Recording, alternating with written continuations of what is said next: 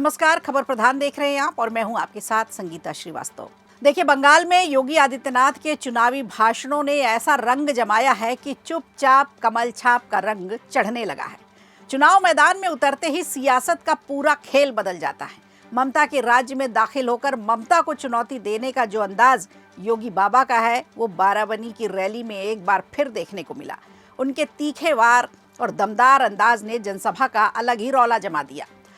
बाबा जब भी मैदान में आते हैं तो ममता सरकार पर सियासी वारों की बौछार शुरू हो जाती है। सबसे ज्यादा बांग्लादेशी घुसपैठियों को लेकर वार करते हैं। हमारा बंगाल घुसपैठियों की अराजक गतिविधियों का अड्डा नहीं बनना चाहिए। याद करिए, एक टीएमसी, एक कांग्रेस, एक कम्युनिस्ट, बांग्लादेश में हिंदू मारा जाता है, मौन हो जाते हैं। लेकिन बीजेपी मौन नहीं होने वाली है। बीजेपी मौन नहीं होगी और इसके लिए हमने कहा है, आप यहां पर डबल इंजन की बीजेपी सरकार लाइए। एक घुसपैठ को तो रोकेगी ही, जो पहले से आकर के यहां कब्जा किए हुए हैं, इनको कान पकड़ करके बाहर का रास्ता दिखाने का काम केवल बीजेपी की डबल इंजन सरकार करेगी। कठमुल्लापन पर वार करते हैं और भ्रष्टाचार की पराकाष्ठा पर ममता सरकार को आड़े हाथों लेते हैं। और ऐसे ही इस समय राजनीतिक गलियारों में हलचल कमल छाप की होने की ज्यादा हो रही है। पश्चिम बंगाल में 2026 के विधानसभा चुनाव के कुछ ही दिन बचे हैं।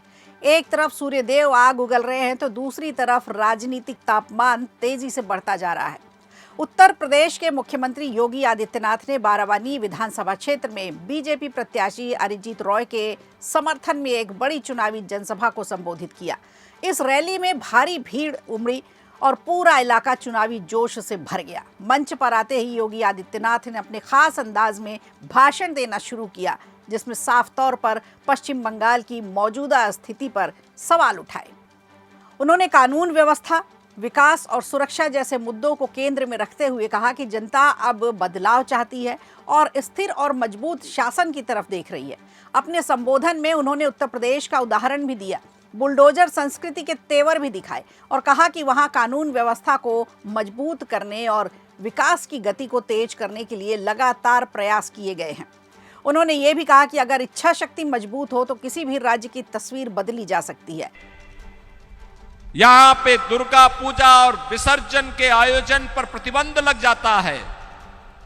याद करिए, कोलकाता हाई कोर्ट ने कहा था टीएमसी की सरकार को कि दुर्गा पूजा में भी सुरक्षा नहीं दे पा रहे हो, क्या तुम्हारे पास बुलडोजर नहीं है? यूपी से बुलडोजर मंगा लो। इन गुंडों का उपचार का वही एकमात्र साधन बचा है। उनके इस बयान को राजनीतिक हलकों में काफी अहम माना जा रहा है। चर्चा इसी बात की है कि योगी आदित्यनाथ के तेवर जिस तरह से उत्तर प्रदेश से बंगाल की धरती पर उतरे हैं, कहीं बंगाल की धरती में सत्ता परिवर्तन न कर दें, क्योंकि इसे सीधे तौर पर बंगाल की मौजूदा राजनीति से जोड़कर भी देखा जा रहा है। इसी बीच प्रशासनिक स्तर पर भी एक बड़ा घटनाक्रम सामने आया। अफसरों के ट्रांसफर से जुड़ी एक याचिका सुप्रीम कोर्ट में जो दायर की गई थी, जिसमें कई प्रशासनिक फैसलों को चुनौती दी गई थी, लेकिन सुप्रीम कोर्ट ने इस याचिका को ही खारिज कर दिया। इस फैसले के बाद राजनीतिक और प्रशासनिक दोनों स्तर पर चर्चा और भी ज्यादा तेज हो गई है।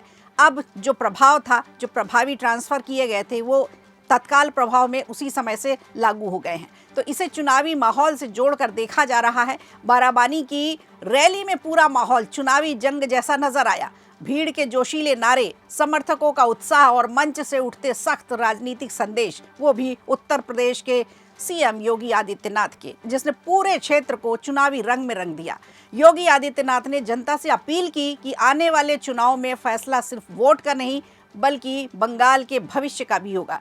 इसलिए विकास, सुरक्षा और सुशासन को ध्यान में रखकर निर्णय लेना चाहिए।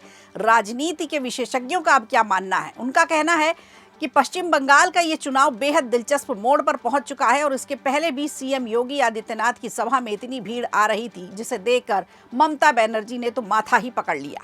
बोलपुर विधानसभा क्षेत्र में एक विशाल जनसभा को संबोधित करते हुए तुष्टीकरण की राजनीति का योगी बाबा ने आरोप लगाया था और कठमुल्लापन की संस्कृति पर भी चोट की थी। भारी जन समर्थन ने पूरे राज्य में राजनीतिक चर्चाओं को जन्म जरूर दे दिया है, जहां हर बड़ी रैली और हर बड़ा बयान चुनावी समीकरणों को निश्चित तौर पर प्रभावित कर सकता है। ऐसे में बाराबानी की ये रैली सिर्फ एक जनसभा नहीं बल्कि आने वाले बड़े राजनीतिक संघर्ष की एक झलक मानी जा रही है।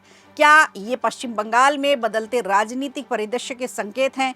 क्या यहाँ चुपचाप कमल छाप कर मुहर लगने की तैयारी हो चुकी है? क्या लगता है आपको कि क्या दीदी इस बार सत्ता बचा पाएगी या फिर दीदी के फैलाए कीचड़ में कमल खिलेगा? वीडियो अच्छा लगा हो तो लाइक कीजिए, शेयर कीजिए और कमेंट बॉक्स में हमें ज़रूर बताइए।